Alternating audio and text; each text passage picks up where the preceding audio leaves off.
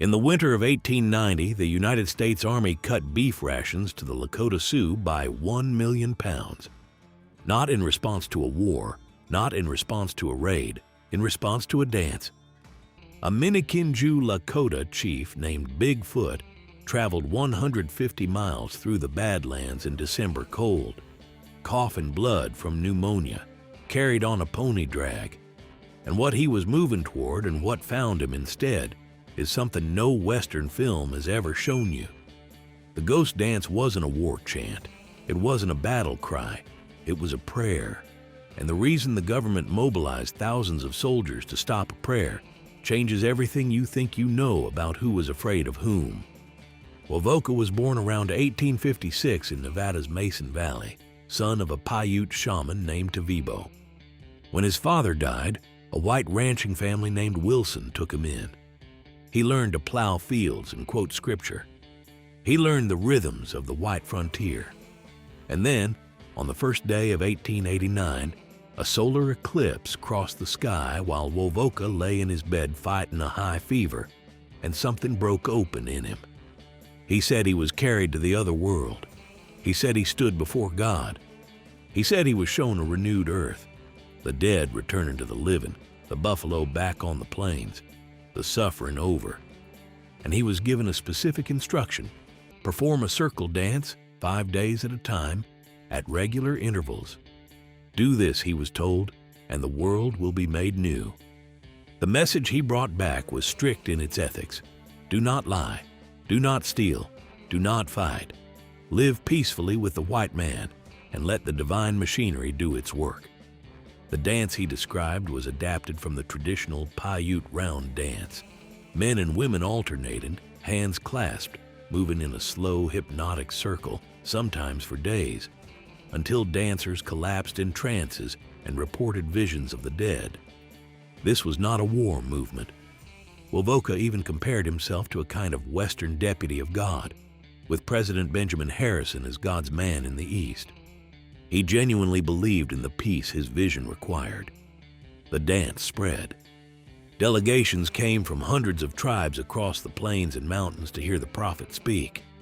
They carried his words home in their hearts and in their letters, because this was also the age of the U.S. Postal Service, and the Ghost Dance traveled those 800,000 miles partially through the mail, through correspondence networks, through men who had learned to read and write in the government schools built to erase their culture. By 1890, it had reached the Lakota, and everything changed. The Lakota Sioux who received Wovoka's message in 1889 were not the Lakota of 10 years prior. They were a people in the final stages of a systematic dismantling. The Treaty of 1868 had promised them the Great Sioux Reservation, roughly 60 million acres of the northern plains. By 1877, after gold was found in the Black Hills, the U.S. government had taken the Black Hills back, in what the Supreme Court would later call a ripe and rank case of dishonorable dealing. That is the soil the Ghost Dance took root in. Not in Nevada, where it was peaceful. Among the Lakota, where there was nothing left to lose. The men who ran the frontier in 1890 were not monsters in the storybook sense. Many of them believed genuinely that what they were doing was progress, that the reservations were temporary, that the rations were incentives, that the land transfers were legal. History built them a comfortable distance from the consequences of their decisions, and entertainment built them an even more comfortable one. The cowboy films of the 20th century needed simple stories. They needed noble cavalry and dangerous savages, clear sides and clean resolutions. What they could not afford was the actual story, a people who had farmed, hunted, governed, and survived on these lands for thousands of years, reduced by deliberate policy to starvation, responding to that starvation with prayer, and being met with artillery. When Lakota delegates Kicking Bear and Short Bull returned from visiting Wovoka in late 1889, they brought the dance home with one addition the prophet had never authorized: the ghost shirt. These were muslin garments, simple, pale, made from the fabric that had replaced buckskin as trade goods flooded the plains. Decorated with images of the eagle, the buffalo, and the morning star in paint or embroidery, they were worn during the dance. And the belief attached to them was this: the shirts were bulletproof. Woven with prayer, sanctified by the dance, they would turn away the soldier's rifle. A Winchester rifle in 1890 cost between $20 and $35. For a Lakota man whose government annuity might amount to a few dollars a month, that rifle was not a weapon. It was a year's worth of worth, a tool for feeding his family, perhaps the single most valuable object he owned. The ghost shirt cost almost nothing to make. It offered something a rifle could not: the possibility that the violence was simply over. That psychological shift from armed resistance to supernatural protection was not delusion. It was the logic of people who had already learned that armed resistance ended in Sand Creek, in the Black Hills, in the shrinking lines on the map. The ghost shirt was the dream of a people who had run out of other options. The white population in the Dakotas did not see any of this. They saw gatherings of Lakota men they could not control, wearing garments they could not explain, performing rituals that looked, to men raised on memories of the 1862 Dakota Uprising and the Battle of the Little Bighorn, like preparation for war. Local newspapers began screaming about a Messiah craze. Reports of imminent Indian outbreaks ran in the New York Times and Chicago Tribune, many of them invented entirely, written by reporters who understood that fear sold papers better than peace. Into this chaos stepped Daniel Royer, newly appointed Indian agent at Pine Ridge. He had no experience with tribal affairs. The Lakota called him "young man afraid of Indians." He sent telegram after telegram to Washington requesting military intervention, describing emergencies that did not exist, until Washington sent the army simply to make him stop. The forces that destroyed the Ghost Dance were not simply military ones. They were economic, bureaucratic, and journalistic all at once, an understanding that combination matters more today than it ever has. That knowledge is not gone. It survived because people carried it, and it surfaces every generation when the conditions are right. On the morning of December 28, 1890, a column of the 7th Cavalry intercepted a band of Minikinju Lakota near Wounded Knee Creek. Leading that band, or being carried by it more accurately, was a man named Spotted Elk. White newspapers called him Bigfoot. He was approximately 64 years old. He had spent his adult life as a diplomat, a negotiator, a man whose reputation among both Lakota and white officials was that of someone who could calm a room. He had encouraged farming on his reservation. He had supported the building of schools.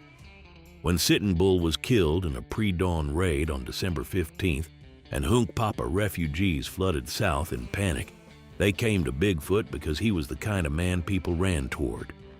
He was trying to reach Pine Ridge. He wanted to find Chief Red Cloud, a man with enough credibility on both sides to broker something, anything, that would stop what felt like it was coming. He was traveling under a white flag. He had pneumonia.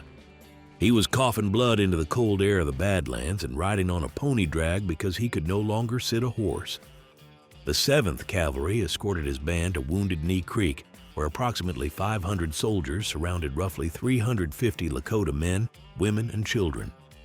On the ridge above the camp, the soldiers positioned 4 Hotchkiss M1875 mountain guns, 1.65-inch bore, capable of firing explosive shells 2 miles, positioned 300 yards from the teepees where the women and children slept.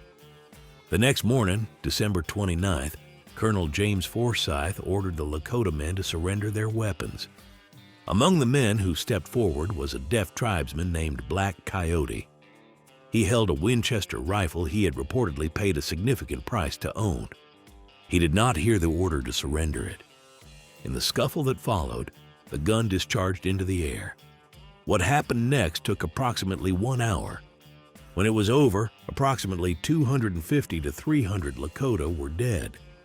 25 soldiers died, many from their own crossfire, because they had surrounded the camp in a circle and were shooting toward each other across it. The survivors fled into a dry ravine about 20 feet deep and 50 feet wide to the west of the camp.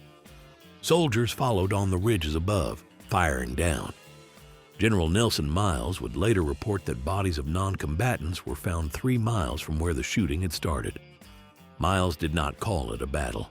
He called it, in his own words, most unjustifiable and worthy of the severest condemnation. He attempted to have Colonel Forsyth court-martialed. He was overruled.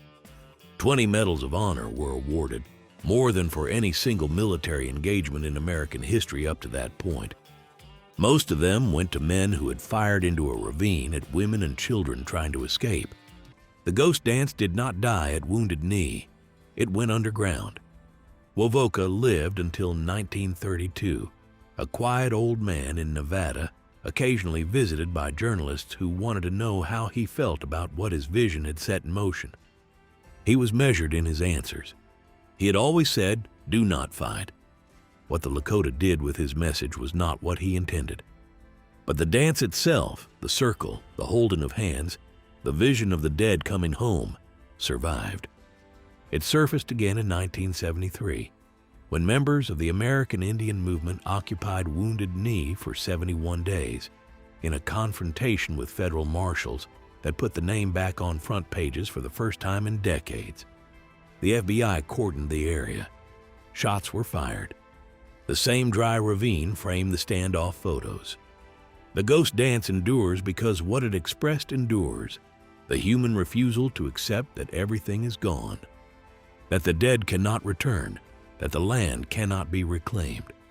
That prayer has no power against rifles. Wovoka's original vision was never about defeating the army. It was about surviving, spiritually, communally, after everything else had been taken. The ghost shirt didn't stop bullets, but the dance itself proved harder to kill. The history of the American West is not a simple story, and it was never meant to be told simply. The men and women on both sides of Wounded Knee Creek were not archetypes. They were people operating inside a system that was moving faster than any of them could fully understand. The Ghost Dance was a prayer for the world to begin again. That prayer was answered in the end, just not in any of the ways Wovoka imagined. Tell me in the comments, had you heard of Wovoka before this? And if you grew up watching Westerns, which film or show shaped how you first thought about this era?